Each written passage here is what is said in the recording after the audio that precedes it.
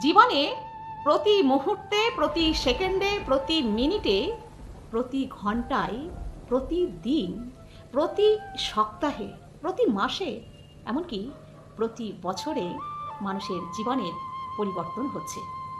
কখনো এই পরিবর্তন লক্ষ্য করা যায়, আবার কখনো এই পরিবর্তনকে লক্ষ্য করা যায় না। এই পরিবর্তন মানুষের নিজস্ব পরিচয়কে বিলুপ্ত করে না, মানুষের জীবনযাত্রার ধারাকে পরিবর্তন করে আর জীবন বিকাশের মানকে পরিবর্তন করে। সেটা একেবারে ভূমিষ্ঠ অবস্থা, সদ্যজাত অবস্থা, শৈশব, কৈশোর থেকে শুরু করে একেবারে বৃদ্ধকালীন অবস্থা পর্যন্ত এই পরিবর্তন প্রক্রিয়া চলতেই থাকে। এটা হচ্ছে এক অবিচ্ছিন্ন প্রক্রিয়া।